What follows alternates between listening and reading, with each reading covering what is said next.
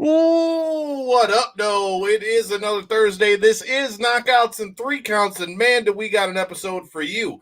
NWA has got a whole new season coming to you. They're on the CW app as well, and who better to talk about that with than the voice of the NWA, Joe Galli. But before we get to that, I got to tell you about our sponsors, Potter's Tree Service. If you're in the need for tree removal, tree trimming, chipping service, storm damage cleanup, walnut logging, or lot clearing, Asa Potter and Potter Service are the way to Potter's Tree Service are the way to go. Like I said, if you guys were at Lights Out Championship 14, they were also the sponsors of that event as well. So if you guys are in the need for any of those things, check them out. But I can show you better than I can tell you. Check out this commercial from our sponsors and enjoy the show.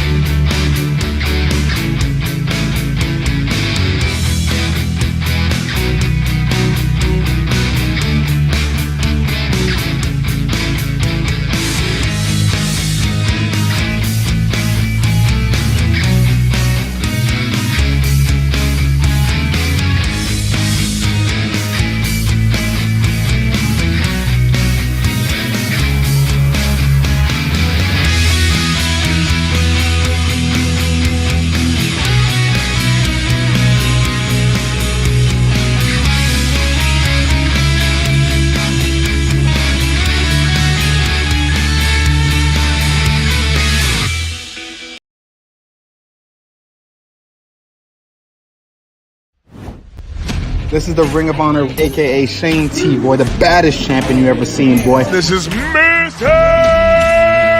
Anderson. This is good old JR Jim Ross, and you are listening. You're listening to Knockouts and Three Counts. Cover!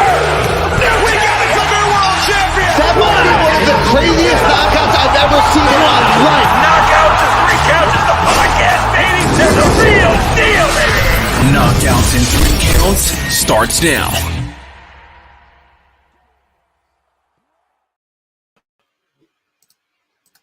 Boom, boom. And just like that, it is another Thursday. This is Knockouts and Three Counts. And like I said, we've got a lot of good stuff to talk to you guys about. Looks like we're not muted. I thought it said muted for a second. But with that said, Joe Galli, we appreciate you, man, having a debut on the show. We were just talking about NWA the other day with our guy Bulletproof Troop. So thanks for joining the show. Well, I'm so happy to be here. And I do like that with your sponsor in the parenthetical there for your Potter's Tree Service there, they had to say that it was storm damage cleanup, not that they actually go and do storm damage, not that you will pay them money to come to your house and rip your roof off and tear the trees out. So I'm glad that they clarified it. I'm just really glad. Hey, man. I mean, I'm sure if the price is right. I mean, yeah, well, that's true. Storm damage to someone else's home.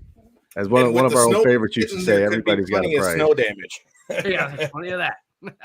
Maybe we can add something else to it. What up, though, everybody joining in the comments? Shout out to Abel Seguir, your main event for Lights Out Championship 14, advancing the record to 4-0, getting a dub over a very tough opponent that we got to be on the call for. You can check that out at Spectation Sports. But without any further ado, Joe, tell me a little bit before we get into NWA and what's going on with the NWA. I've been following NWA since it first came back with the 10 Pounds of Gold series and everything like that, and I'm a fan of all the stuff from back in the day. So before we get there, I got to know, how do you get involved with the NWA? Were you always a wrestling guy? Were you an old school NWA guy? Well, I'm as old school as I think you can be when I'm 36 years old, so you only go so far back. And, my, introduction into the sport of professional wrestling, really the way I like to think of it, it really starts with the first episode of SmackDown, because I grew up in Los Angeles. We didn't have cable. I didn't have friends that were necessarily like tape trading type of dudes, but they did have cable and they'd watch Raw. So, but I didn't have it. So eventually I think SmackDown started on a station called UPN, which eventually I think became the CW, ironically, as that did. So that was like my first introduction into being able to watch professional wrestling from home, was that. And so I've always been a fan. During my time in college, a good friend of mine who still works in professional wrestling under the name Boss Baines, he is currently the head of ring crew for the United States contingent of New Japan Pro Wrestling. Nice. And This really shows my age right here. We saw an ad in the paper. It was like the second tier paper in Los Angeles, not even the LA Times. And it was a 2-for-1 coupon for a wrestling school. And it's like, you want to go with me? And I was like, yeah, sure. So we went to this wrestling school called the Fit Pit, which is very long defunct. And, I was not athletic at all. I, didn't play sports in high school. I was a theater kid. And I just got addicted to it, just taking that first bump. And I was just kind of in. And so I eventually kind of transitioned away from the wrestling part into the broadcast part. And I was doing commentary for a television show for your Los Angeles viewers out there, Championship Wrestling from Hollywood, run by Dave Marquez. He liked me because I had a news background. I was working in news at the time. And that's kind of where he kind of came from. So he gave me a shot, and I was doing commentary with them. And that's right at the time where Billy Corgan restarts the NWA, does the 10 pounds of gold. They need to put the 10 pounds of gold on TV somewhere. And Dave had been a part of the NWA for so many years. And so they came there, and I believe the first match I called for Dave was Tim Storm versus Zicky Dice. That was for Dave. That was for Billy. I had been with Dave for probably about 2 years at that point. And after the show, Billy pulled me aside and said, "Hey, this NWA thing, we're taking it real seriously. We're going to go as far as we can with it. Would you like to do commentary for it?" And I said, "Sure." And that was it. And I've just had that position ever since, going through and, the pay-per-views we had, 10 pounds of gold, 70th anniversary, all the way to the 75th anniversary. And most recently with the tapings that we had in Fort Lauderdale and in Tampa.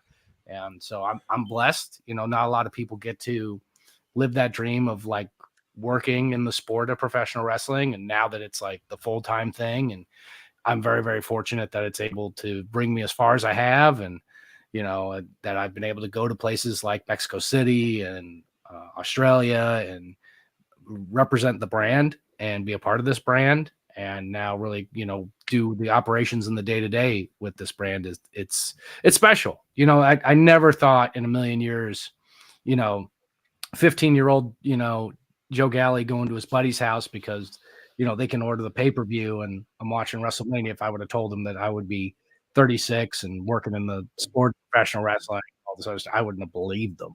So it's just, I feel very fortunate every day that I get to do this and I get to deliver, I think the highest caliber of television that we've delivered ever.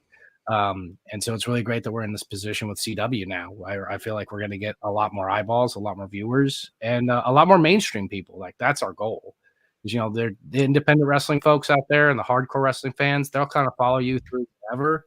But the trick is to kind of get those, very casual viewers, those people who might have been in love with pro wrestling, fell out of love with it, and to get them to come back to it. I mean, that's I think where we're really going to be a shining light in the coming years. I think that's cool dope to hear NWA because kind of has that studio feel still from the 70s and the 80s. Like you keep that originality, keep the tradition. But something funny you said about UPN Network. Like I was watching SmackDown, the first episode of SmackDown, and I remember having to hold these damn bunny ears trying to get it to come in. That was the worst. Dude, my cousins are like, "Don't move, don't move." I'm sitting here like trying to see the TV while I'm holding it. Dude, memories. Kids will never get that. They'll never understand what you had to go through to watch that and all the different tricks that you'd have to do. They're never going to understand having to put in a VHS tape. And it has a tracking error with it. You're trying to get it to where, and you got the remote, and you're trying to get it get in there. And don't get me started trying to get the scrambled porn. Like kids are never gonna understand all the nostalgia, the torment of trying to figure that out. Oh, the best one with the wrestling tapes, bro. I'll never forget. I remember where I was for that first episode of SmackDown 2. I was actually watching it in my grandpa's back room. I'll never forget where I was for that one. But it's funny you say that because my favorite one is, I don't know about you guys, but at least for me, back in the day, trying to get the pay-per-view was a thing in and of itself. So if I was lucky enough to get them to let me to buy the pay-per-view in the first place, then there was the whole thing you had to have a VHS tape so you could record the damn thing so you could watch it again. And then I'll never forget, the worst is if anything happened to that tape while you were watching it, somebody stopped it or somebody changed the channel or whatever. I'll never forget, we were watching, it was Invasion 2001. I'll never forget that. And we had bought the pay-per-view and had it on the tape. And my sister decided to be a jerk that night and decided, oh, I'm just going to change the channel and turn off the tape in the middle of the thing. Man, the struggles that we're kids all out here breaking laws at like 9 years when it old, comes to dude. pay-per-views. On the pay-per-view, start right up said do not record, pretty much. Well, like, we're out here just breaking the law. They also It told is you what it not is. to do it at home, and I feel like a lot of us were guilty of that as well. This is So, true. If I'm not, So were they, or they If wouldn't I'm not have their mistaken- talent roster. yeah, if I'm exactly. not mistaken, Exactly. the recording thing was for you can record for personal use. You just can't share. If Right. I'm not mistaken. So You are correct, sir. Yeah, I would record it and take it to school in Oh, my yeah. backpack. Like, hey, I got last night's King of the Ring, man. Check this Who out. didn't Hell, see stop it? bitching on yourself. I was that guy. Dude. Speaking about being that guy, in the commentary realm of things, knowing that you came up in the same era of pro wrestling as I did, who were some of the voices for you? Were you always a JR guy? Did you like Shivani and them from WCW? Who were some of the guys for you? And did you always want to do commentary, or did you envision yourself doing something different inside wrestling? It's so bizarre. Like, from that time, like I can't say I was that kid that was sitting there and like with my hands like this going, one day I'm going to be Michael Cole. But like, and to be fair, I mean, no one ever gives Cole the due that I think he deserves. Like, a lot of people kind of, they talk. He has a very unique style that I think WWE is really catered to and kind of evolved with. And you could see that with the broadcasters that they've had, that he's kind of had to have and control that whole time, and the ones that he really brings in. But I mean, he's been such an effective communicator, and for so many years, it's hard to fathom that sort of longevity in the sport or even in broadcasting in general. There's very few people that are like that. I mean, growing up in Los Angeles, you've got Vin Scully who called Dodger games solo, and it's like he did it for 7 decades. I mean, how much longer Michael Cole could do this for another 20, 30 years and arguably be the best to ever do it just based on the longevity of it. But to go back, I think as a kid, I definitely, I love JR. I think JR and King was my favorite commentary duo. But then, the longer that you get into it and the more that you watch it, I would start seeing stuff from ECW and Joey Styles doing it solo and stuff like that. So there's a lot of different, I think, influences from my broadcasting side. And it took up me a lot, much later in life and much later into the sport of professional wrestling and my broadcast career that you take a chance to go back and you start watching stuff from like Gordon Soley. And so my style, I feel like, has a real mixture of all those different types of influences. It's kind of like being like a jazz musician. It's like they don't really have one person that they point to as this is my it's Coltrane and just Coltrane. It's going to be all these different sorts of sounds and stuff that kind of come through, and that's what makes my flavor and the way that I do things. And like there are certain things that I don't really have like a good catchphrase. JR has so many good ones, Taz has so many good ones, but I digress. So like, it's all those different things that kind of make a good broadcaster. And I feel like, I'm always going to mark out for JR, and I love the fact that I get to hear him. I think the way that AEW is using him now is probably the best way to use him is make it special, keep him for that big main event. Don't make him go through the whole, Rampage and Collision and all that.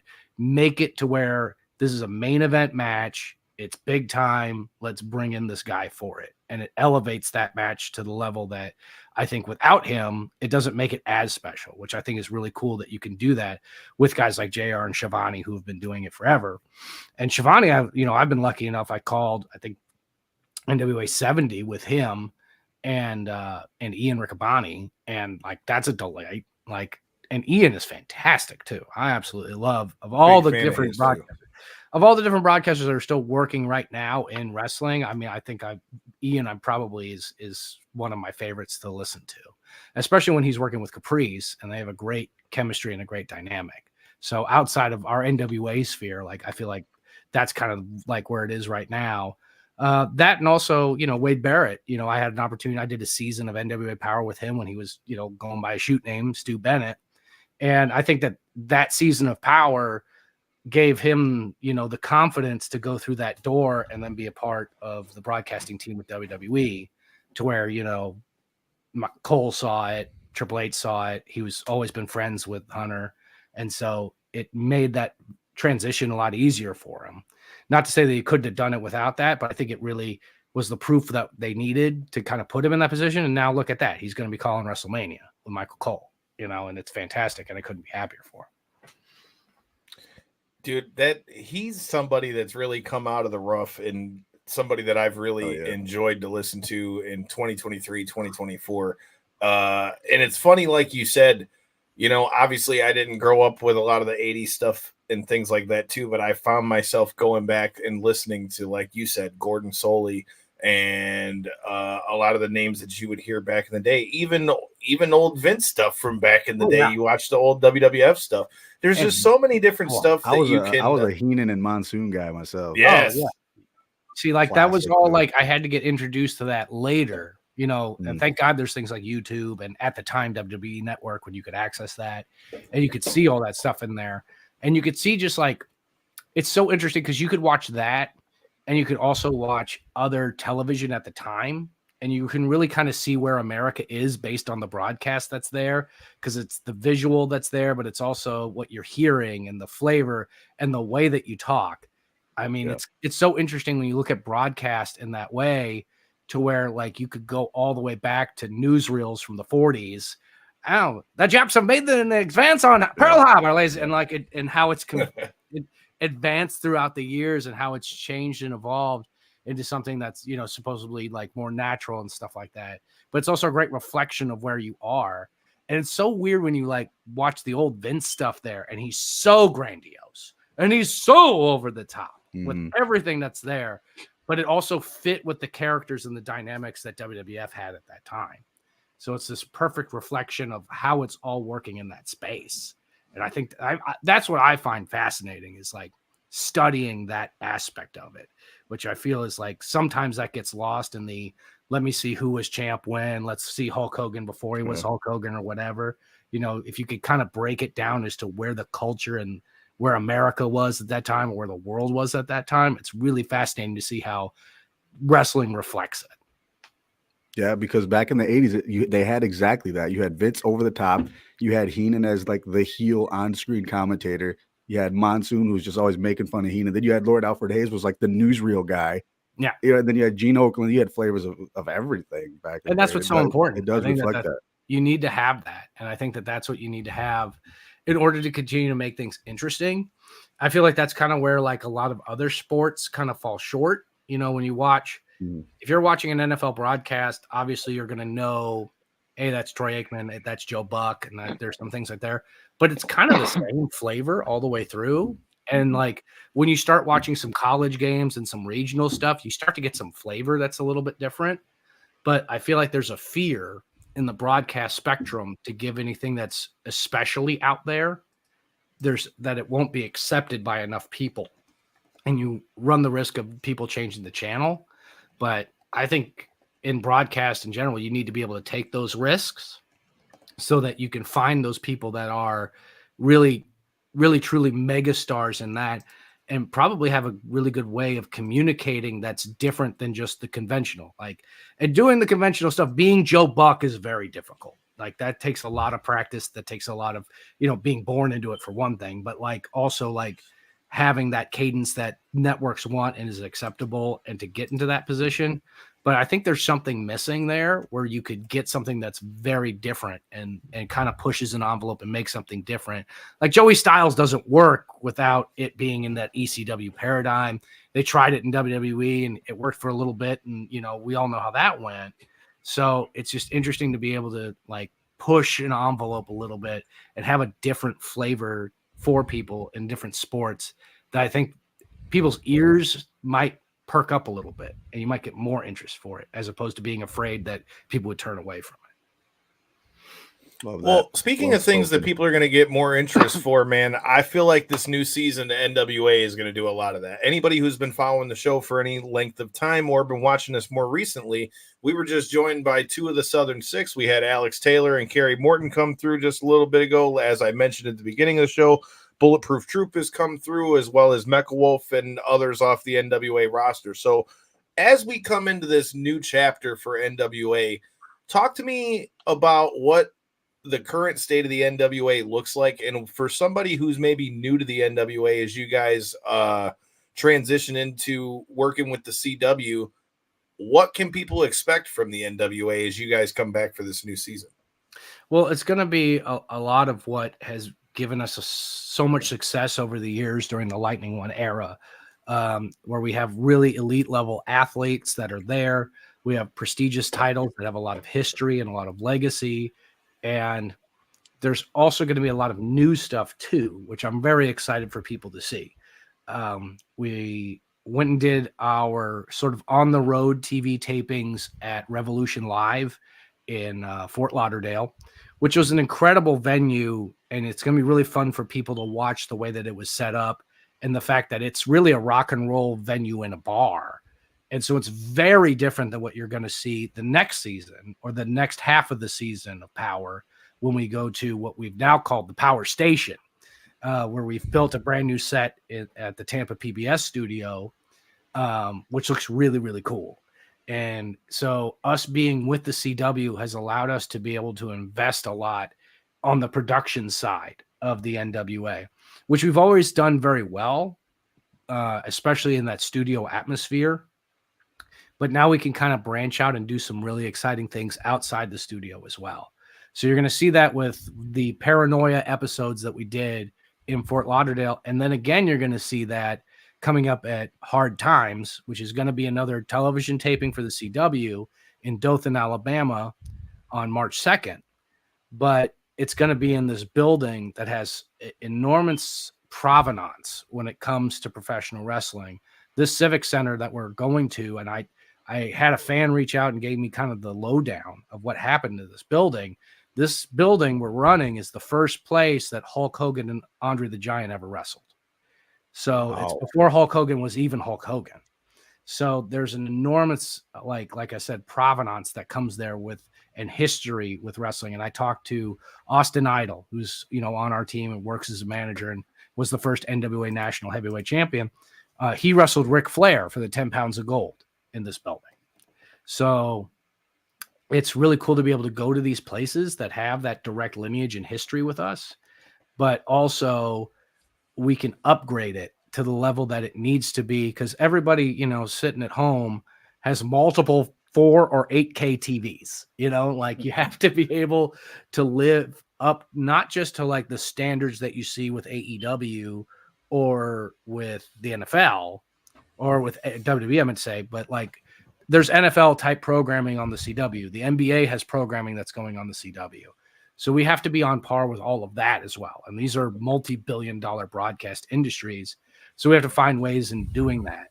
And partnering with the CW allows us to do some really cool stuff and upgrade what the viewer is going to see. So if they just happen to be clicking along on the app and they see this thing on there in the sports section, well, I'll try that. And then they're going to be pleasantly surprised by what they see, And so that's kind of the goal that we're going for and the partnership that we have with CW. And not only that, but right before we did this podcast, I had an opportunity to talk with some of the social media and marketing team that they have at the CW. And they're so excited to work with us too, because we're bringing a whole different audience to them. Because there's always going to be the people who will go on the CW app to watch things like 90210, to watch things like Walker, to watch, they have a bunch of original programming that's there. But we have this built-in wrestling audience that, at the very least, they sit at home and they watch TV. And we're going to bring them in with this thing that's going to be, as soon as we kind of get the thing going, we're going to have weekly episodic television. So it's something new that they're going to get every single week. And that's something that is missing from that CW app catalog. And so for us to be a part of that streaming service and to constantly give them something new every week, 52 weeks a year, is super beneficial, not only for us, but also for them. So it's this great partnership, and I honestly couldn't be more excited for it. And, there's a lot of people out there that kind of, we're so used to being in the wrestling bubble and like, where's my pay-per-view? How do I get the pay-per-view? I want to watch the pay-per-view. Well, we're going one better. We got to educate a lot of folks out there, and that's why I'm happy to go on podcasts like yours to tell people, look, we're going to give you that same quality, and we're going to give it to you for free. Like, everybody's struggling right now. I went to the grocery store earlier today, spent $100 on food. It's going to last me 2 days. You know, so why put our wrestling fans in a position to where, you know, every 6 weeks they're going to drop $30 when that $30 really needs to go to something else? We're giving it to you on an app that's free. There's no subscription. You could stream it on your laptop at cwtv.com, and it's free for everybody. And I think that that's what's so important, is we're offering something that, you know, we're not going to charge you an arm and a leg to be there. And we're the same with our ticket prices and stuff. I want families to come to our shows, and I want them to enjoy themselves at our shows. And I want them to be able to go home and see what we did and watch it on TV and watch it as many times as they want, and they don't have to worry about it. It's just there, and it's free, baby, and nothing's better than free. Best word in the world right there.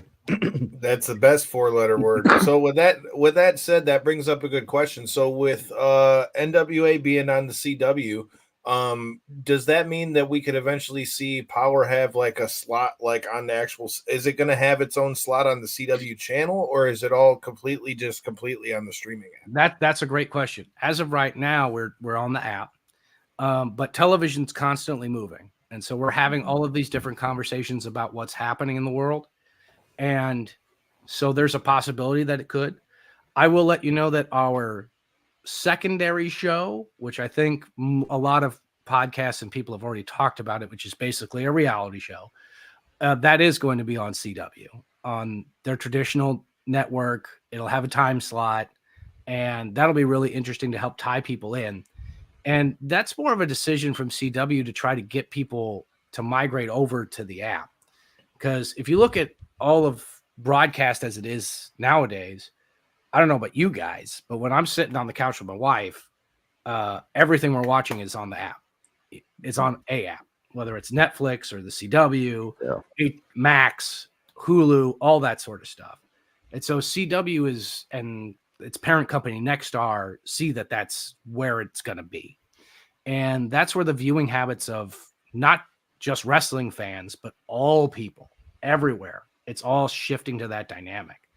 So if we can help bring in this audience that we've built in and that we've worked since 2019 to grow, and then have them be able to go ahead and make those downloads for the app, and also give them options to watch other stuff on there. Like I said, there's going to be other wrestling program on CW and on the CW app as well. You can watch episodes of WOW as well. So there's this home that people can go to for free entertainment. And that's really hard to come by. I know Netflix is jacking their prices. Amazon Prime's jacking their prices. Everybody else is. But we're in a place where you can get it for free. But that being said, you have to look at what we recently went through in Hollywood, where we had the writer's strike, you had the director's strike, you had the actor's strike. Now, that ended for how long? I don't know. But the one thing that's kind of proof and isn't affected by any of that is professional wrestling and live sports. So there's always going to be that option for us there. So it all comes down to where the numbers are, what they're making as far as their original programming, and where the NWA can fit in. But personally, as a person who's been a part of, broadcast for over a decade, in the direction that viewers are right now and where people are getting their entertainment from, being on the app, I feel, is actually better than being on a broadcast platform. Because at the end of the day, let's say we had Tuesday night at 6:00.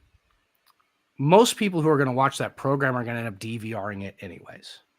That's what a lot of people, if you are paying the service to have cable or satellite, what's coming with that is usually at this point an unlimited DVR. And that's what people are using. So I do. Exactly. Yeah. So what's the point? What difference does it make if you have a time slot or you don't?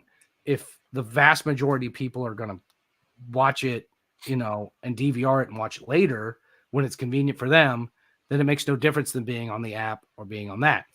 So, and then I think a lot of people don't understand how the economics of it works. with a lot of stuff, and the targeted advertisement that you get being on the app, and how much more money you can make being on the app versus being on traditional TV. Says that's where the money is. There's the other reason why people are doing it. It's not just because it's a convenience factor for it. It's because these other companies and the shows that are on there are making more money that way. So if you want to see those bigger investments, us being able to pay our talent reasonable wages, and for us to be able to bring in really big stars, you want us to be on that app and you want that to succeed on that app. And we're in a rising tide of professional wrestling, I believe. You know, it's super hot. That's undeniable. Yeah, y'all talking about going to Tampa Bay for the Rumble. I know I'm going to watch it from home. And that's going to be a jam-packed stadium. You've got AEW filling up stadiums in the UK. You've got us this past summer going into Australia, and we're in front of 20, 30,000 people, and they didn't buy a ticket to watch wrestling, but the wrestling started and they all got into it. So it's really interesting to see how it's growing and how it's expanding at this time. And so it's this rising tide that's raising all ships. And for anybody out there who likes to, there's a lot of people, the smart marks out there that like to just say bad stuff about wrestling. They're like, oh, they're on the app, they're not on TV. Well, what are you going to watch the Rumble on? Peacock. It's only available on an app. Bingo.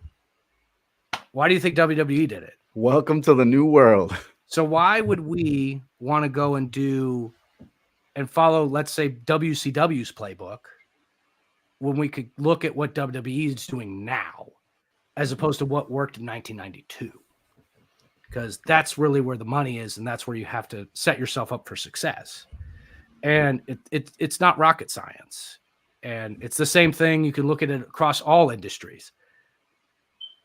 Soda companies look at what Coca-Cola does, and it's like, well, let's do what Coca-Cola's doing because it works. And we don't need to take the experiments with it. It's proven. And so if that's it's not where broke, don't fix it.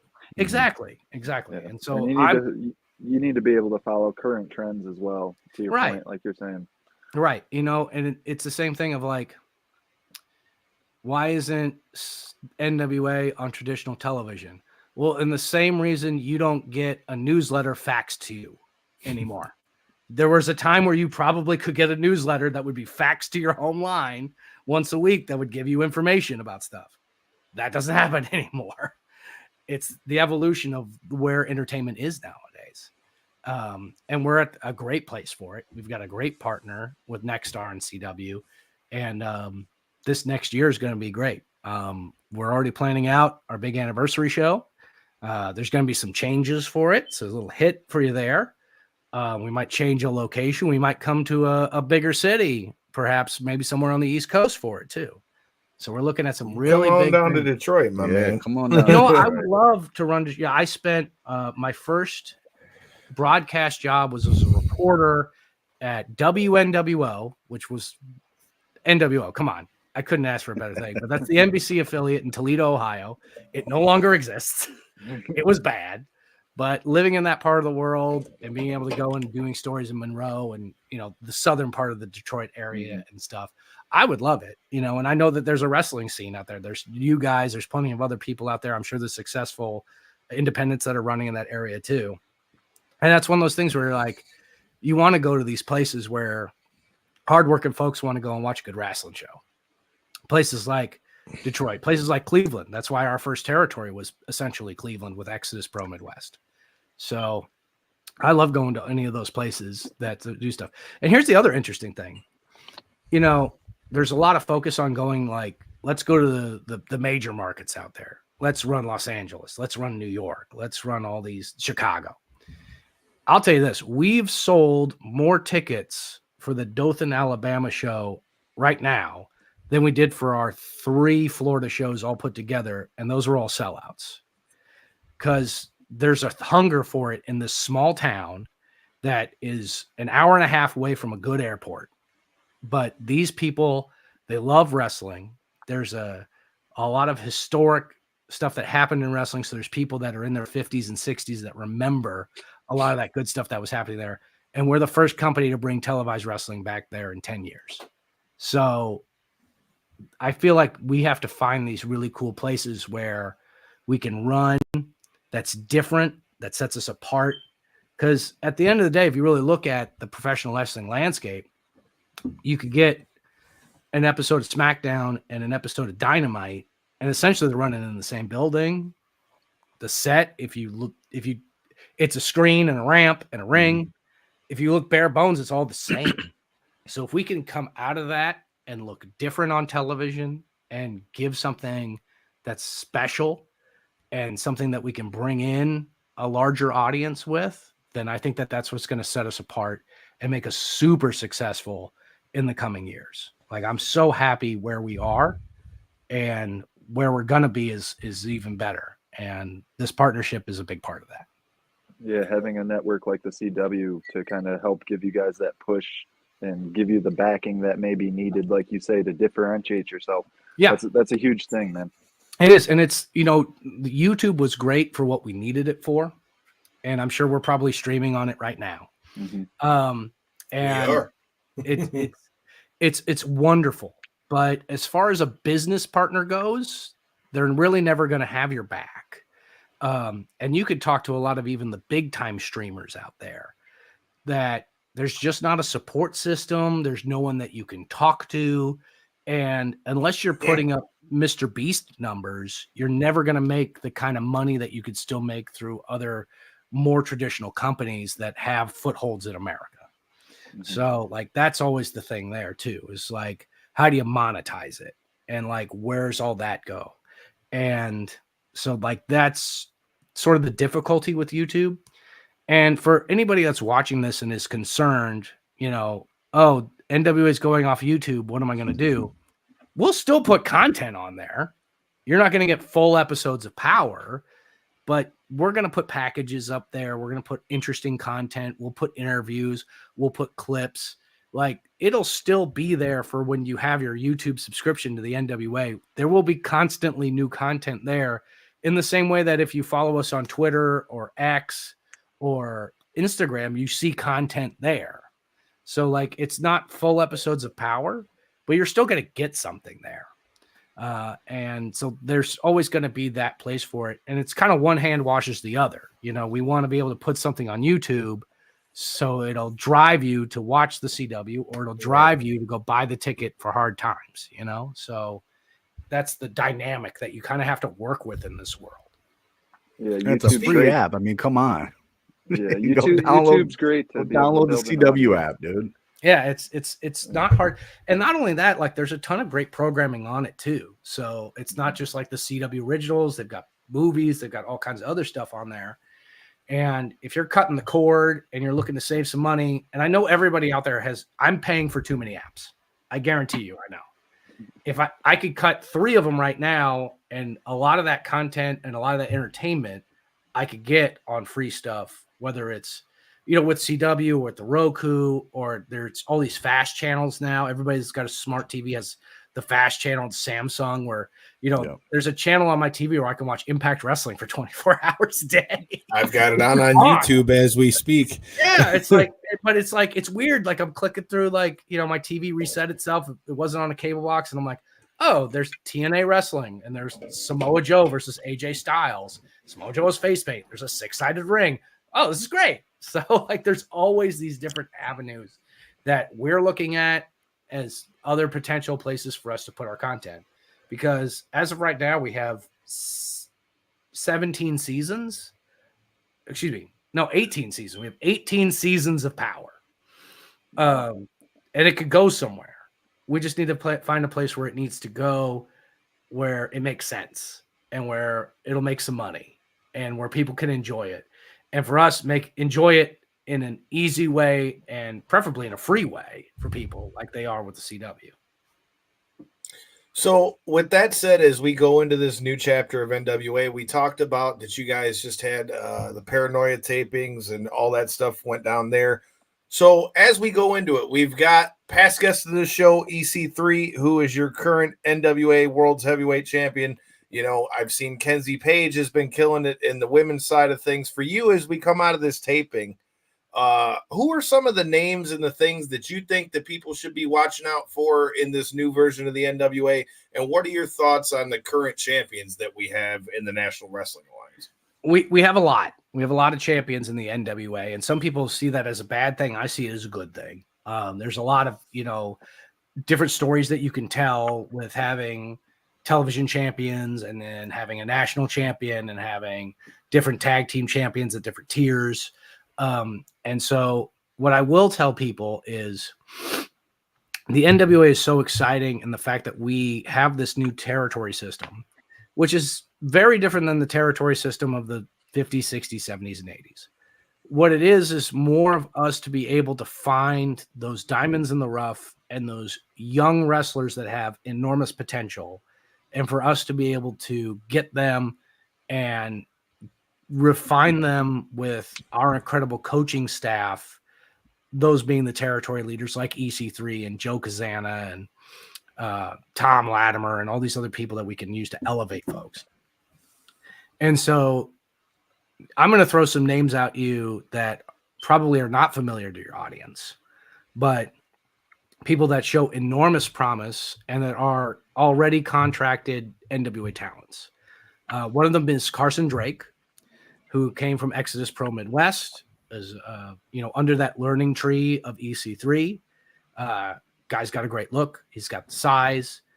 He's got that perfect face to be the heel that you want, like, punched in the face. He's just I was about to say perfect face to be punched. Punchable face. And so that's great. And there's also other teams like the Slime Balls. And at first brush, a lot of people would go like, oh, the Slime Balls, it's like some weird indie team from wherever. It's like, who cares? But you see these guys in the ring, and the show that they put on and the character they have is so inviting. And I think what really is super beneficial with a team like that is it appeals to kids. Wrestling's supposed to be for everyone. And I think that that's where it can kind of fail sometimes, where if you're a kid and you kind of don't get it and all that sort of stuff, there's nothing to attract you at that moment. I'm a little kid and I'm watching WWF. Who do I like? I like Kane. Why do I like Kane? He's big and he launches fire out of the ring. It's dope. Like, who cares? So we got to get sort of stuff that's like interesting like that. You mentioned Kenzie Page. I mean, I think PWI put an article that she was like inspirational or some sort of, they put her on some list this past thing, and they do that every once in a while. But on top of that is all the competition that's going there to challenge Kenzie Page and to challenge Pretty Empowered. So women like Tiffany Nieves, who is also right now the current Mission Pro Wrestling World Champion, and that's Thunder Rosa's promotion out of San Antonio, where I'm at. We know. We sponsored their show when she beat up Dave LaGreca. Look at that. And I was at that show. See? I was at that show in Buda, Texas. Hell yeah. So were we. Then we must have hung out. Had a beer. It was osmosis. Next to each other. Yeah. Look at that. The wrestling universe is so small. It is, ain't it? So Tiffany Nieves is definitely one of them. The King Bees, which is Danny B and Charity King, African-American tag team in our women's division, kind of handpicked by Jazz. They came out of Texas, and they're fantastic as well. And then so for all of our champions out there, I think one of the ones that is making the most waves, aside from our NWA World Heavyweight Champion EC3, is Silas Mason, our national champion. Part of that had to the Throwbilly, and I think a lot of people are, and I think one of the biggest things is the crossover. Everybody who is a super success in the sport of professional wrestling also has a crossover in Hollywood. You see it with Rock, you see it with Stone Cold, you see it with Miz, you see it with John Cena, and now you get to add Throwbilly Silas Mason to that, having that role in the Iron Claw. So as small as that is, it's still, there's a lot of, everyone who sees it, like, I know a lot of people in my life that aren't into wrestling but have seen the movie, and they're like, when are we going to get the Freebirds movie? And that's a lot of because of what they saw in those two scenes. I got something I got to tell you about this after you finish your point. Yeah. So Silas, of course, is up on that thing where there's so much upward momentum and trajectory that we have.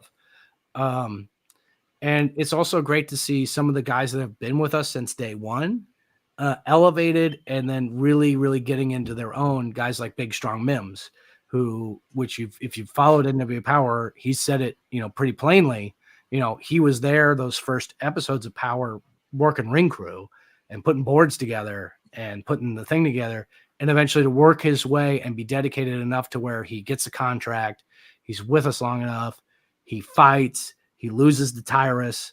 It's, down and out. And then all of a sudden TV champ, and it all can change just like that. And so there's really inspirational stories that we have with people. And the last thing I'll say is I really wish that we had an opportunity to let Black G's come back. I was going to ask you about that. Shout out to him. Yeah. Hopefully he heals up soon. Incredible. Survives cancer. And then the day before he's supposed to come to the taping gets shot when dudes try to carjack him. And I hope they'll catch those motherfuckers. So, hell yeah. Yeah. So, I know he's doing well. I think the joke everybody was making, because everybody was texting him and stuff. And they're like, so what's up with G's? And I'm like, well, he got shot, but he says it feels like a Charlie horse. And I'm like, okay, that's one tough son of a bitch if he's going to do that. So, I can't wait for him to come back in Dothan for us too. And that's going to be a huge welcome back party for Tim. So, and that's where I'm really seeing like where we're at as far as our talent base is. It's fantastic. We have so many good wrestlers, and we have so many great wrestlers, and we have so many people that are at the pinnacle of like where they're at. Like EC3's made it very clear he's never been better. And there's a lot of people that are getting to that point too. And it's really exciting to see that, I think, more, to see that evolution to where you get to become that absolute pinnacle, the best that you possibly can be. And that takes time, and that takes years, and that takes a lot of time on the road. And we're seeing that with a lot of our talent. And I think that a lot of people who are going to tune in on the CW are going to see that as well. Well, with the names that you mentioned on there, the Thrillbilly was one of the first ones that popped off. And for anyone who hasn't seen the Iron Claw yet, you'll definitely what are you watching the podcast for? Right. That being said, I got to tell you, hopefully we can eventually bring the Thrillbilly on here as well, because I can tell you from Miranda Gordy herself that she was a big fan of Thrillbilly Silas Mason, and she said that he would have been the person she handpicked to play her pops. So she said that here on the show, talked about how Thrillbilly had hit her up to let her know about the movie and all those things too. So it's dope to hear that as well. He's definitely somebody who jumped out to me as far as names that I'd be looking out for. Obviously, I'd be remiss if I didn't bring up fellow past guests of the show, Ruthie J, who's come through here. Bring up, like I said, our guy Bulletproof Troop, who I'll see next weekend when I go down to Tampa for the Rumble. But speaking of what happened with Black G's and all that stuff, and you being around NWA as far as we had, yesterday marked the 1-year anniversary of us losing 1J Briscoe. So with that being said, do you have any favorite Briscoe brothers matches that we got to see in their time in the NWA? I watched the one that they had on the Power episode that was released yesterday with them going back to look at the Briscoes and LA Knight and all that stuff. Do you have any favorite Briscoes moments in the NWA? Well, that match is fantastic. Also, I shared a picture of it. I don't think we've put out the footage of it. At one point, they joined me on the commentary table. And so, like, it was me calling the action with the Briscoe brothers. And, I always have good chemistry with anybody that I work with, but that one, I just got to put my feet up and just let those boys talk. That was fantastic. I mean, that was one of those moments where it's very special and very different. And I kind of cherish that moment, especially in light of what happened. I cherished it before Jay's passing. And, it's hard when you lose somebody that not only is so important to the business, but is just such a legitimately good human being.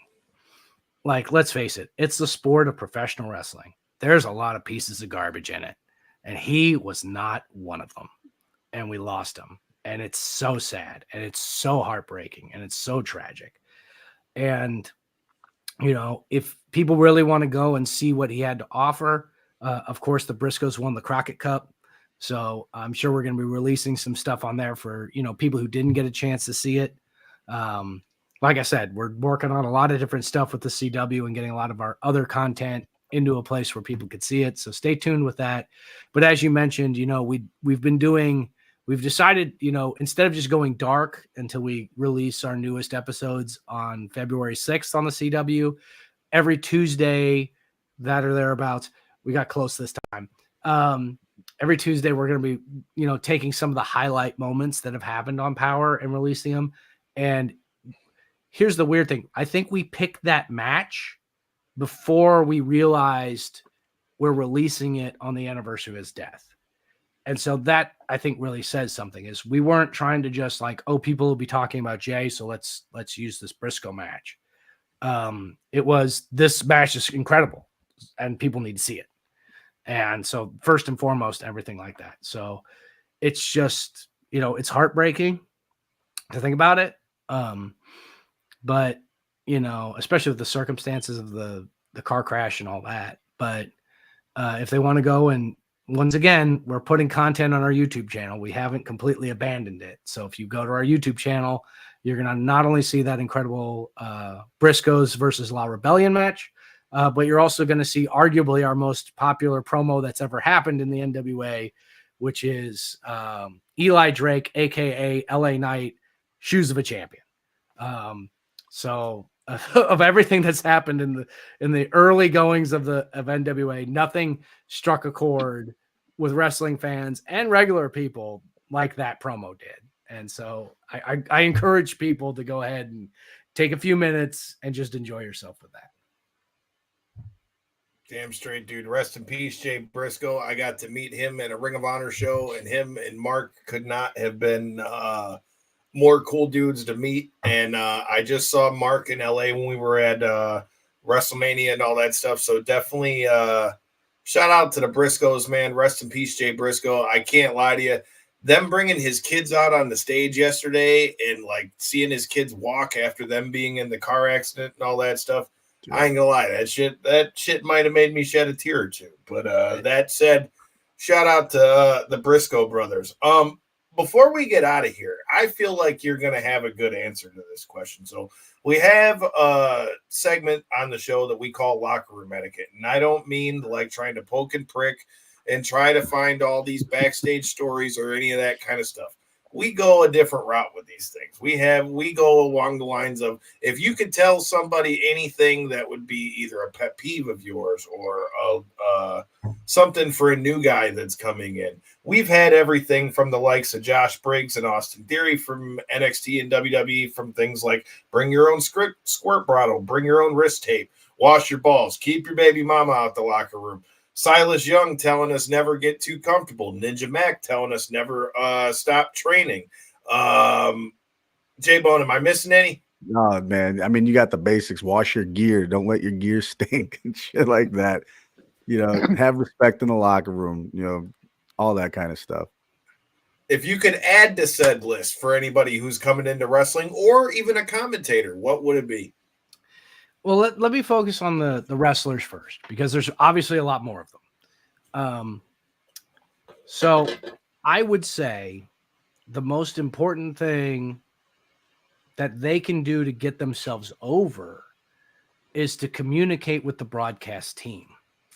So whether they're working some indie show and they're going to broadcast on Title Match or Fight or even just YouTube, Facebook, whatever, you never know what's going to happen, who's going to see it. And so what you want is to be able to help that commentator tell that story. And if they're going to come and work some independent promotion, for instance, I like to work an independent promotion here in San Antonio that I've been a part of for a few years now. It's called RCW, River City Wrestling, and they have their version of the Royal Rumble. I think they call it the Rumble Royale for copyright reasons, because you definitely couldn't get sued for that. But that's happening this Saturday. And, there's going to be a lot of guys there that I'm used to working with at RCW.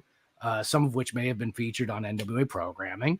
But there's also going to be a lot of people, since it's a battle royal or a Royal Rumble for that matter, that are new. It's like, well, I need to know something about you. It can't just be your name is J-Bone. All right, it's J-Bone. Who is J-Bone? What's the story I'm trying to tell with J-Bone? So you have to know something about yourself.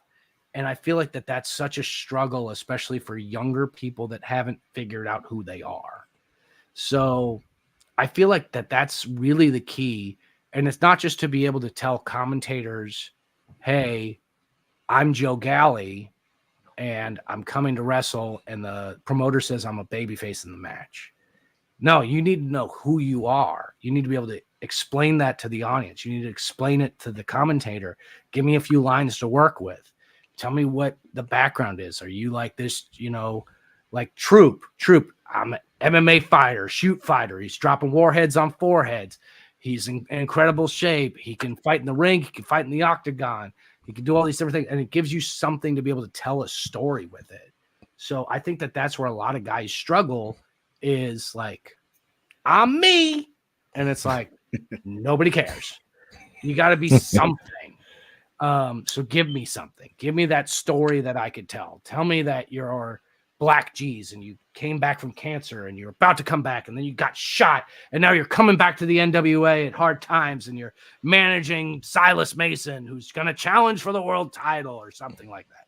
Like, give me something that we can work with that is going to get people interested and want to know who you are and either cheer you or boo you.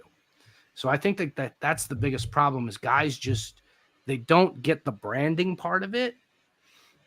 So if they're coming there and they've got their coconut oil, they've got their wrist tape and their gear's clean and they're clean. I will say it is actually nice. And you'll notice this from a lot of guys out there.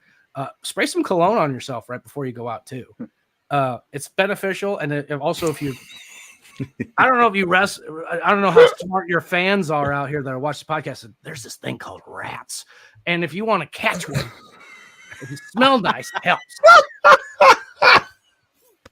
That's awesome. Just saying. That is one of the better. Look, Shit. That might have been one of the best intros we've got yet. Maybe that's not what you want. Maybe you're a happily married man and you have no interest in anything that's a rodentia. And that's fine. But I'm just saying, a little spritz of a little, DR or whatever, it helps. And at the end of the day, just kind of like know who you are and be able to communicate that with people. And that's how people get over. That's how MJF gets over. That's how Roman Reigns gets over. And on top of that, I think the other thing that people need to remember is you can be enormously successful in the sport of professional wrestling by being malleable and being able to find an idea that a promoter has and execute it. Because there's a lot of people out there that might not, like, I don't know if I want to do that. I came in here and I'm the 6-gun outlaw or something. I'm all Western or something. The promoter's like, I need you to be a ballerina. And if you're against it, then okay, then all right, you're not going to get booked for it. But if you could be the ballerina for it, maybe you will get booked. And then it turns into something. And it turns into something that can make money. That's what you want to do, and you want to be able to make money. So it's this balance. Come in, know who you are. If you have a finisher, have a name for it. I do a German suplex. All right, you're J-Bone. What do you call it? I call it German suplex. Why don't you call it the Boneplex or the Bone Picker or something like that? Let's go in there. J-Bone's got a finisher move. Yeah, there you go. Something like that. Like give me something that we could call it, brand it. But at the same point, when a promoter, especially on like a high level, if you're going to go to AEW and do a dark match or WWE or NXT or even with us, and that promoter or that owner is going to come to you and be like, you have this look and I want to do this. You cool with that? Be cool with it. And then put all of your energy into it because you have no idea what's on the other side of that door. So be open to it. Even if it's ridiculous. Wrestling's ridiculous. Like feed into that and you can be super successful and work every show like guys like Rolando and Gags the Gimp and Sal Renaro, all these undersized guys that, you know, you would think like, oh, who cares, whatever, low card, whatever. They've been in main event freaking matches and stuff because they were able to commit to an idea and they put their ego aside and they're like, yeah, we're going to do that. And it worked out and they made money. That's what you want, baby. To quote another one of our past guests, Bruce Pritchard, you know, you got to make chicken salad out of chicken shit. You know? You know what? When I was a kid, you know, we all did this. We all wrestled as kids in the neighborhood, in the backyard, and on the trampoline. Oh, shit. What was your backyard wrestling name? I had a finishing move, bro. You know what it was called? I thought it was pretty damn cool. It was called the Devil's Bleeding Crown. I was 11. Damn, you put a lot of thought into that. You know what it was? It was a pile driver. Hey, Jerry Lawler pile driver. Okay. I was a Jerry Lawler guy. I loved it. But yeah, I was pretty creative. Man. I'm going to share something on this podcast I've never shared with anyone. So back in my day, my backyard wrestling, as cool as I was the Death Penguin. And I had my finisher was a clothesline and was the sickle, like the Russian sickle. And I loved it so much that I have a tattoo version of what that character is. This was definitely a great idea when I was 18.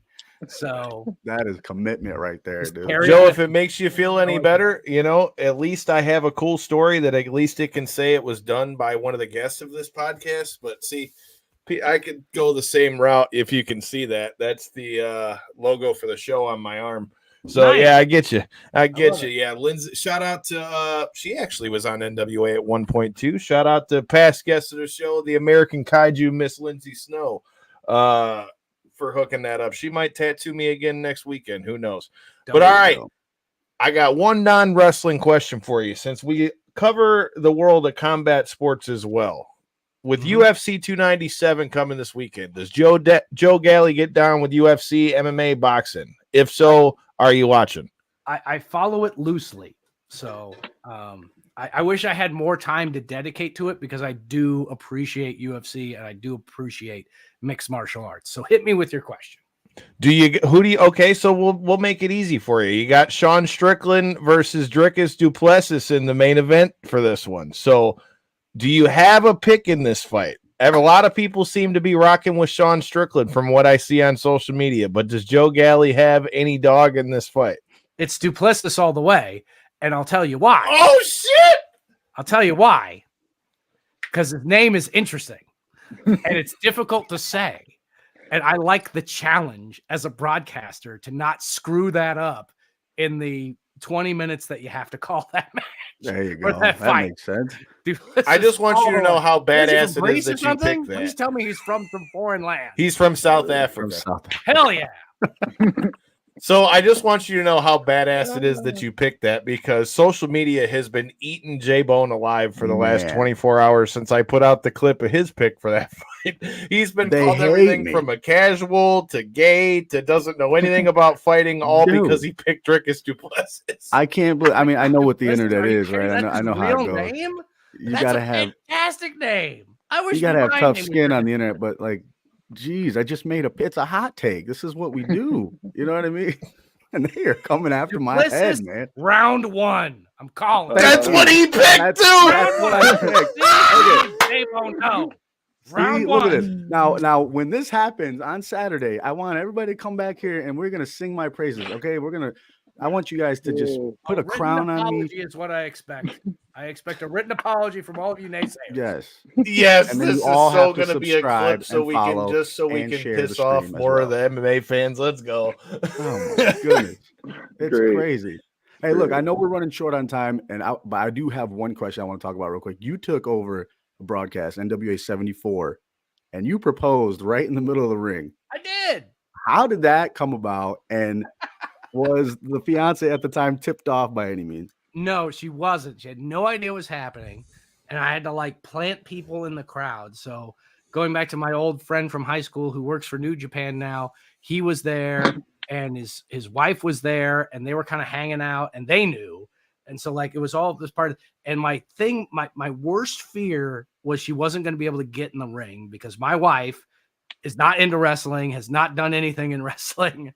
And like my fear was like she would trip. And she was like, I've got this nice dress I want to wear. I'm like, no, wear jeans, jeans and a t-shirt, jeans and a t-shirt. She's gonna like panic trying to get over this rope. And so like I got it there. And I think what's so fantastic about it. So I have told Billy Corgan and I had told everybody on the team I'm hijacking the show. It wasn't on any of the formats. Nobody knew what was happening. And I hijacked the show, and the director of the show, Billy Trask, and I think to quote him exactly after I had taken my headset off, was, "What the fuck is he doing?" It's like, and then Corgan went, "Oh, he's gonna propose to his girlfriend." And oh, well, that's beautiful. God damn it! Where are we gonna get these 10 minutes? So we went in there and she came in. I proposed. She said yes. Thank God. And the benefit of that is you do it at a wrestling show. It's in front of thousands of people. I've got so many great photos. I've got so many professional free photography. Smart TV, man, baby. And then one day we will have a child and they'll be able to watch the clip of here's me proposing to your mama on pay-per-view, baby. But I don't think I was especially nervous in the moment. Like all of my nerves were, can she get over the rail? Can she get into the ring and all this other sort of stuff? And I smartened up Tim Storm, who thankfully he left the booth as well to grab her by the hand to be like, come this way. This is where the stairs are. So yeah. And happily married. She's on the other side of that wall over there. I'm sure she's watching Beat Bobby Flay right now. Not a bad choice. Might make you a little hungry, but not a bad choice. Oh, that's great. Right. Hell yeah, man. Well, we appreciate the time. It's funny you say that because anyone who's been a longtime listener to this show, shout out to Harry and Laura, who got engaged on an episode of Being the Elite here at the Royal Oak Music Theater. We did a whole show on that. They had it all set up with Hangman and the Bucks, and he had to try to get her in the ring without getting caught in the process, even though he had a big ass sign that I don't know how that gave it away. But it's cool to know that things like that can still work in the world of pro wrestling. So before we let you get out of here, Joe, let everybody know where they can check out Hard Times and the new episodes of NWA that are coming to the CW app, and where they can find you on socials. You can stream it for free at cwtv.com or thecw.com. Both of them work. You could download the app on any of your smart devices there, especially Roku and all that. It's very easy to find. And as I mentioned, as soon as we start putting up our new episodes, it's always going to be in the recently added section, which is the second section that everybody sees up there. So it's going to be the number one thing people are always going to see once they get there. So we've got new episodes coming on February 6th. We have one season that's up there right now. And from what I understand, within the next 72 hours or so, there's going to be another season that's going to be added as well.